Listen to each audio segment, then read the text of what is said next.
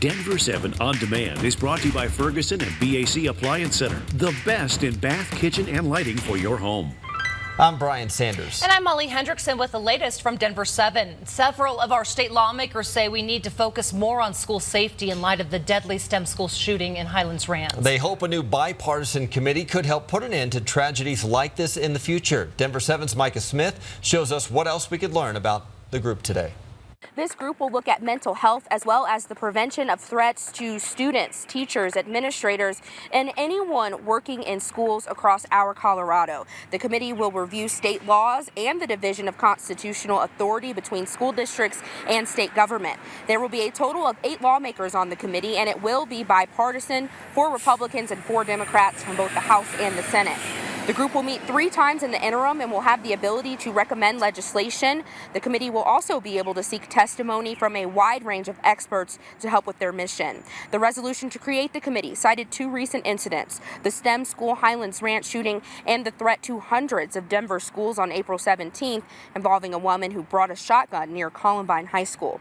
So far, 2 Republican senators have been named to the committee. That's Senator Paul Lundeen of Monument and Senator Bob Gardner of Colorado Springs. The deadline to appoint the rest of the members is June 1st. However, we expect to learn who else will serve on this committee by the end of Friday. Reporting from the state capitol, Micah Smith, Denver 7. Thank you, Micah. New details this morning give insight into the horror a Southwest Denver family went through before being shot and killed. Althea McDaniels, Joseph McDaniels, and their daughter Christine were shot and killed last week. Their 9-year-old son, who escaped the shooting, says his grandmother's husband pulled the trigger. 59-year-old Bustamante Cartabrata will appear in court this morning. He faces 3 charges of first-degree murder. Right now, we don't know anything about a motive. Today, we'll learn if the truck driver who caused a deadly, fiery crash on I-70 will have to wear a GPS monitor. Rogel Aguilera Medeiros will appear in court today. Prosecutors are pushing for the tracking device over concerns Medeiros could leave Colorado or even the country. He blames failed brakes for causing the crash. Today, Governor Polis will sign 2 bills into law to give added protections to the LGBTQ community. First, Polis will sign Jude's Law, which allows transgender Coloradans to update their gender on their birth certificate without a surgery, doctor's note, or court order. The other would ban gay conversion therapy for young Coloradans. And of course, Saturday starts Pride Month across the country, and this year Denver 7 is a proud sponsor of Denver Pride. This year's Pride celebrates 50 years since the gay rights movement started with the Stonewall riots in New York City. Denver's Pride Parade is Sunday, June 16th, and Denver 7 will have a float in the parade. After more than 7 years of code violations and complaints and a fire back in March, a nuisance house in Littleton is finally set to be demolished this morning. The house is on South Windermere Circle near Mineral Avenue. Denver 7's Eric Lufer explains why the process could take weeks. You know, this house has been a nuisance in this Littleton neighborhood for years. Look at it. It caught fire a couple months back. So now we're getting closer to this process of it finally getting torn down. The process starting today. You can see the fence blocking this off, the heavy machinery. It's going to take several weeks, though, before this project is complete. The fate of this house really was solidified back in March when the house caught fire. Air Tracker 7 flew over the scene as firefighters worked to put out the flames. But let's start from the beginning. This home's ugly history. In 2012, the house was cited for multiple code violations. It was deemed uninhabitable last year. The city says the homeowner was given opportunities to get the home into compliance. That homeowner tried to appeal. In fact, there was some witness testimony that was scheduled in front of the Building Board of Appeals on March 20th of this year, but the home caught fire a day before on March 19th. That's when the house was deemed dangerous because of the extra damage done by the fire. Now, the homeowner could have appealed that decision, but he did not. So that brings us to today. The demolition work will begin, but it's going to be a long process. They've got to clear everything out of the house. Then the heavy machinery will go in and start tearing things down. I'm Eric Lufer, Denver 7. With our historic snowpack this winter, it makes sense why some of the high country passes will remain closed. Tonight, though, CDOT is getting ambitious, hoping to have Independence Pass open to traffic. And we say CDOT is getting ambitious because this is what the pass looked like just 10 days ago.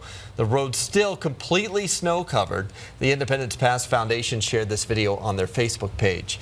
Air Tracker 7 flew over the road just yesterday, and certainly they've made some great progress, but CDOT expects the road to open at 5:30 this evening. It is not guaranteed, though. CDOT will be working hard all day long and providing updates on their progress. You can follow along on their social media pages. This is the latest opening of Independence Pass since 2008, when it opened on June 5th.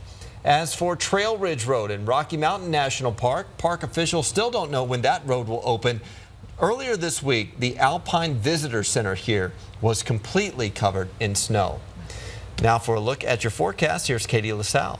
Hi everyone, and happy Friday. After a cool and soggy start to this week, we're rounding it out with plenty of sunshine, and temperatures will continue to warm up through this afternoon and into the weekend. Your weather headlines for today: we'll see 70s this afternoon, but 80s return to the Denver metro area this weekend, with only a slight chance for isolated storms through each afternoon. 3 o'clock will be in the 60s from Steamboat down through Gunnison Grand Junction at 79, 70s to low 80s across the plains. So here's our 7-day forecast. Increasing cloud coverage for this afternoon. Just a slight chance for a couple of storms rolling off the foothills, but for the most part, partly cloudy skies. Through Saturday, mostly sunny and 79. Sunday is a better chance for the Denver metro. Front Range and Plains of seeing some stronger thunderstorms develop late in the day, and then warm and pleasant to start the week. Will be in the 80s by Monday and Tuesday.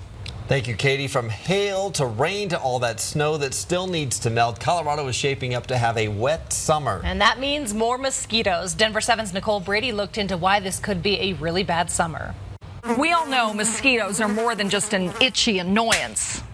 Colorado has one of the highest rates of West Nile virus in the country. 2 Coloradans died from it last year and 4 in 2017. Hundreds more were infected. The key to avoiding the disease is avoiding mosquitoes. This year, that could be harder. Environmental officials are predicting a bad season from the heavy snowpack and runoff that could create stagnant water pools, breeding grounds for mosquitoes.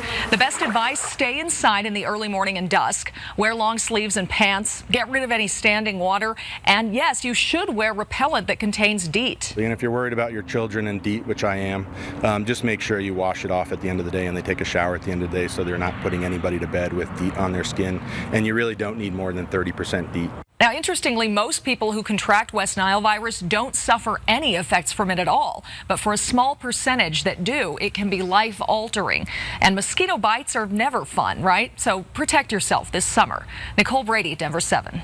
If you ever dreamed of working for the Broncos, now is your chance. The Broncos are hiring its game day staff. Our staff from the guest relations department, we have a little over 400 staff members that work on game day, providing the best in customer service and fan experience. And then our parking department has a few, probably 20, and then our security staff up to 50. And the pay there starts at $13 an hour. The game day staff draft is tomorrow from 2 to 5 p.m. It's in the locker room at Broncos Stadium. You do need to pre-register for that event. We have that information on your Denver 7 app. A well-known bench on the Colorado Trail is being replaced on Saturday. Lenny's Rest is a bench about 6.5 miles from the start of the Colorado Trail at Waterton Canyon. It was placed there back in 1995 in honor of 18-year-old Leonard John Southwell, who died in a hiking accident.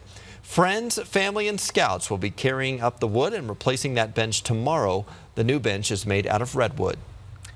The Scripps National Spelling Bee comes to an end with something that's never been done before. This year, there are 8 co-champions. They're calling themselves the Octo-Champs. All hoisting the trophy together. Basically, the Spelling Bee ran out of words to give these kids because they are such good spellers. They went through 5 consecutive perfect rounds, and they spelled the final 47 words correctly. So all of them will get $50,000 along with their names on this year's trophy. 2 Coloradans made it to the final round, but they were eliminated. Always an impressive event there. Thanks for watching this Denver 7 Now update. Check back here later today for another update and download the free Denver 7 app for breaking news and alerts. Happy Friday.